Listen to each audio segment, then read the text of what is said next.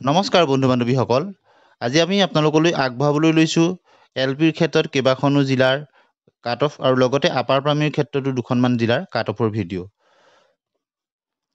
ইয়াক আপোনালোকে কাট অফৰ এক তুলনামূলক বিশ্লেষণ বুলি ধৰি ল'ব, কিয়নো এই ক্ষেত্ৰত আমি যোৱা বছৰৰ যিখন ফাইনেল মেৰিট লিষ্ট তাৰ কিছু তথ্য ব্যৱহাৰ কৰিছোঁ। এই বছৰৰ কেটেগৰী ৱাইজ তাৰ তুলনাত পোষ্টৰ সংখ্যা কিমান কোন জিলাত, আৰু লগতে আপোনালোকৰ পৰা বিভিন্ন ভিডিঅ'ৰ যোগেদি আপোনালোকৰ টেটৰ নম্বৰসমূহ কেনেধৰণৰ বা মুঠ নতুন পদ্ধতিত কিমান হয় সেইখিনি তথ্য আমি ব্যৱহাৰ কৰিছোঁ।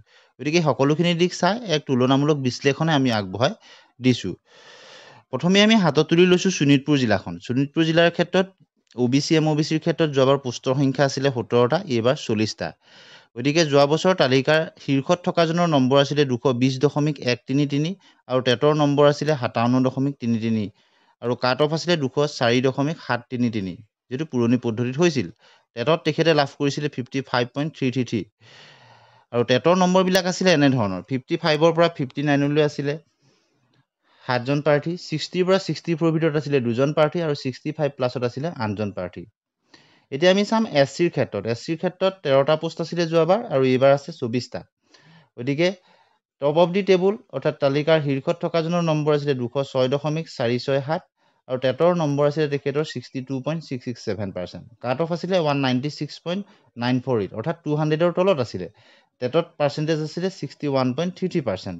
টেটৰ নম্বৰবিলাক আছিলে এনেধৰণৰ: 55ৰ পৰা 59লৈ 3জন, 60ৰ পৰা 64ৰ ভিতৰত 8জন আৰু 65+ত 2জন।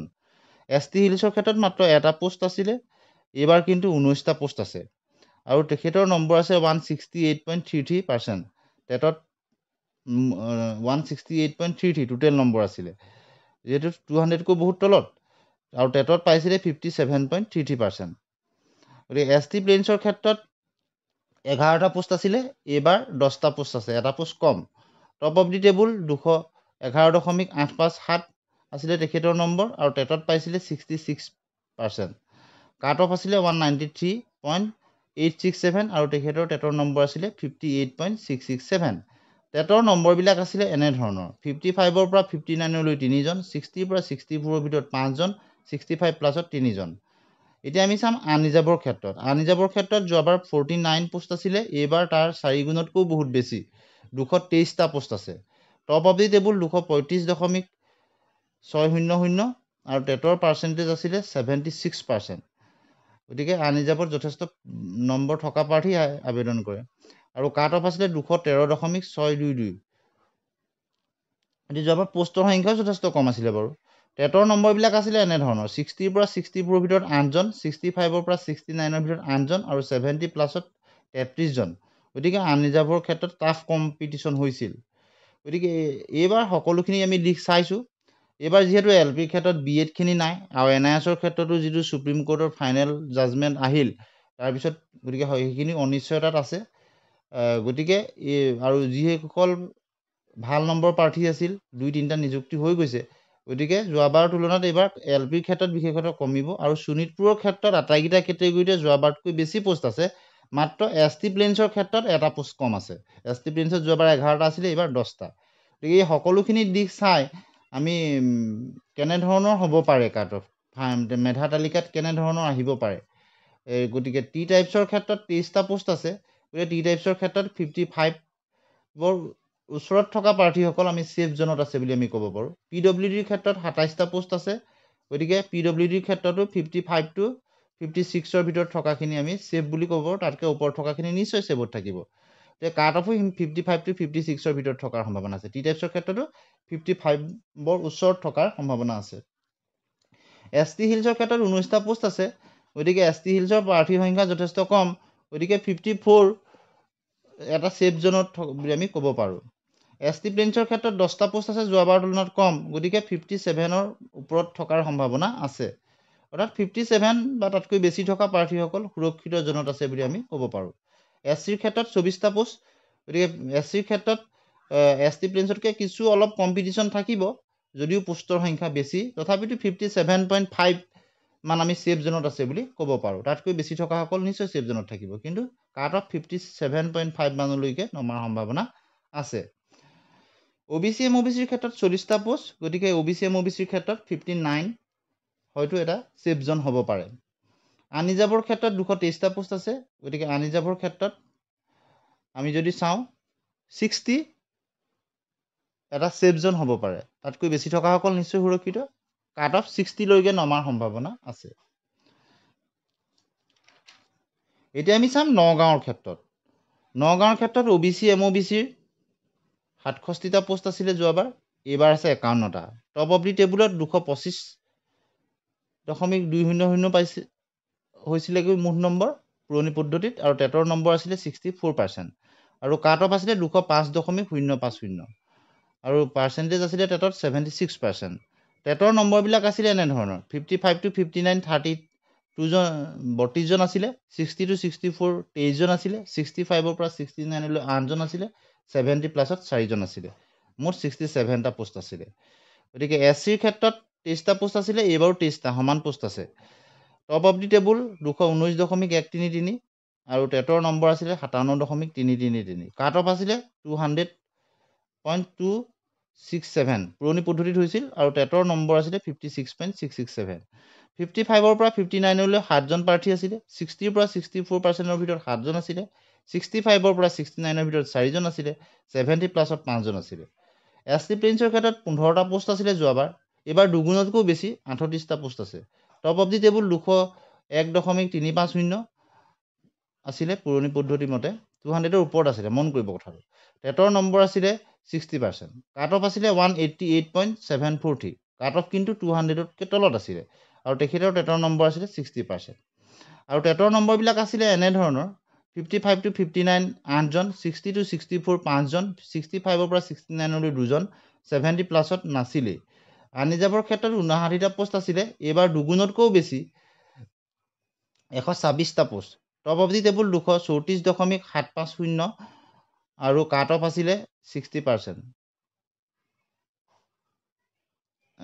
থকা প্ৰাৰ্থীজনৰ আৰু কাট অফত নম্বৰটো 214.738 আৰু তেখেতৰ টেটৰ নম্বৰ আছিলে 62.667 আৰু আনৰিজাৰ্ভৰ ক্ষেত্ৰত 60 পৰা 64 লৈ 37 জন 65 পৰা 69 লৈ 14 জন আৰু 70 প্লাছত 8 জন আছিলে এই সকলোখিনি দিশ চাই আমি ক'ব পাৰোঁ টি টাইপছৰ ক্ষেত্ৰত যি 20টা পোষ্ট আছে কাট অফ 55.5 বা 56 এনেধৰণৰ হোৱাৰ সম্ভাৱনা আছে তেওঁলোক সেফ জোনত আছে বুলি আমি ক'ব পাৰোঁ PWDৰ ক্ষেত্ৰত 19টা পোষ্ট গতিকে 56 to 56.5 বৰ ভিতৰতে কাট অফ অহাৰ সম্ভাৱনা আছে অৰ্থাৎ 56 থকাসকল বা 56 প্লাছত থকাসকল সেফ জোনত আছে বুলি আমি ক'ব পাৰোঁ ST হিলছৰ ক্ষেত্ৰত 17টা পোষ্ট গতিকে ST হিলছতো 54 এটা সেফ জোন বা সুৰক্ষিত জোন বুলি আমি ক'ব পাৰোঁ ST প্ৰিন্সৰ ক্ষেত্ৰত 21টা পোষ্ট আছে গতিকে 56 to 57 যোৱাৰ সম্ভাৱনা আছে অৰ্থাৎ 57 এটা সুৰক্ষিত জোন হ'ব পাৰে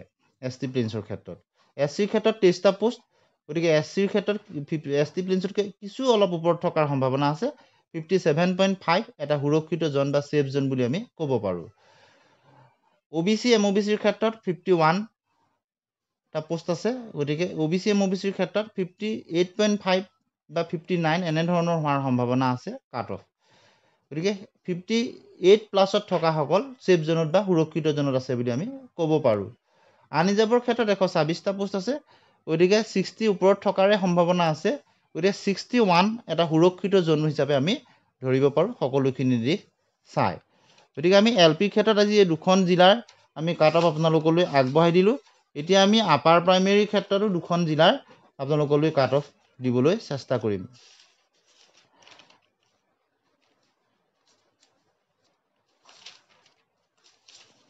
এই যিখিনি আপোনালোকলৈ তথ্য দিছোঁ এইখিনি আমি যোৱা বছৰ মেধা তালিকাৰ ভিত্তিত আমি আপোনালোকলৈ দিছোঁ আৰু আপোনালোকেও যথেষ্ট কমেণ্ট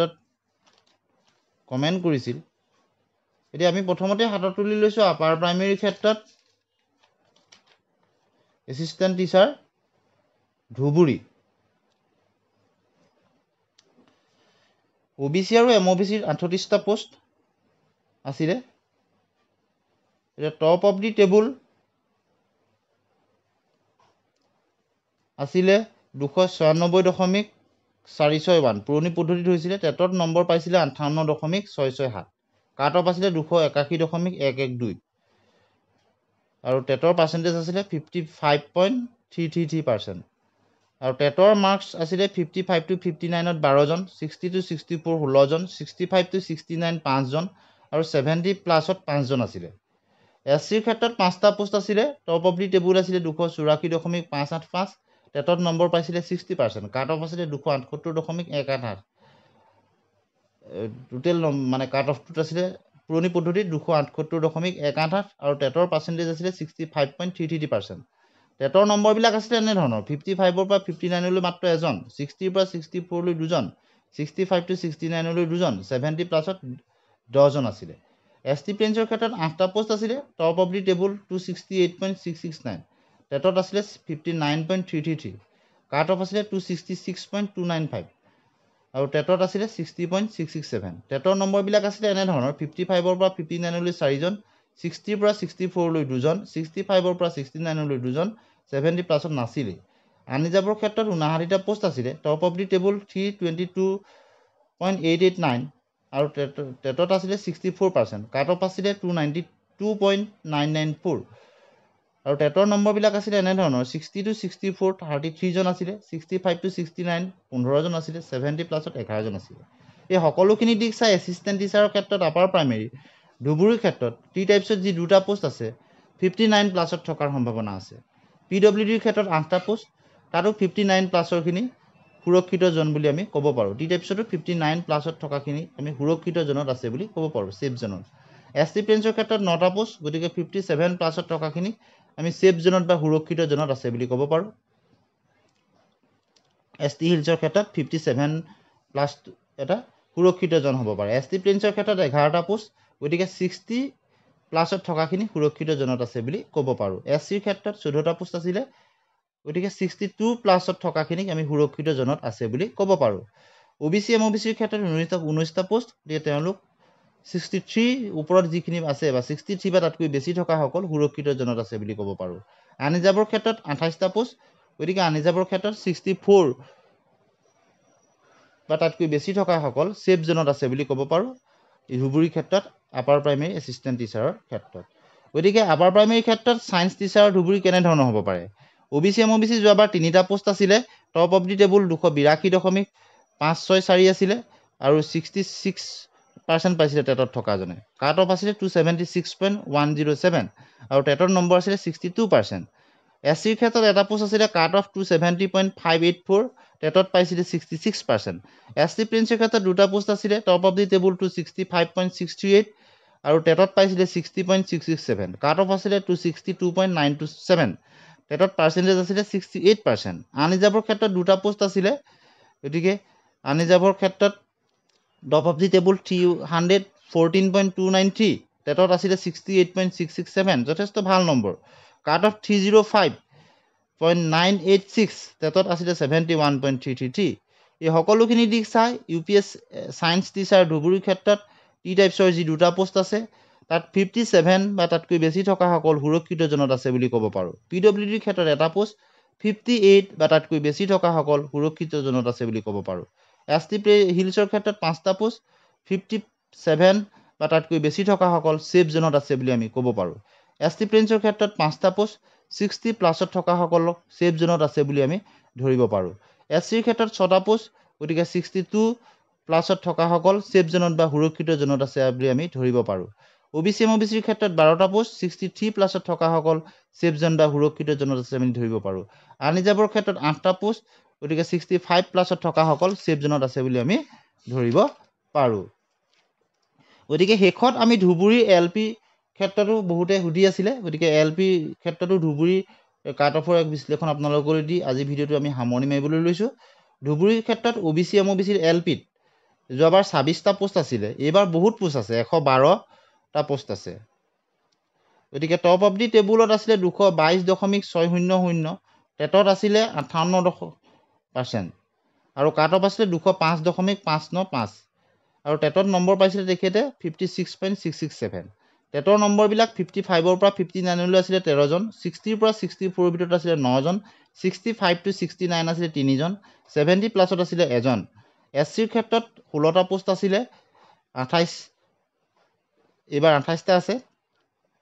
গতিকে যোৱাবাৰতকৈ যথেষ্ট পোষ্ট বেছি আছে। টপ অফ দি টেবুল 210.850, টেটত পাইছিলে 56%, কাট অফ আছিলে 199.067।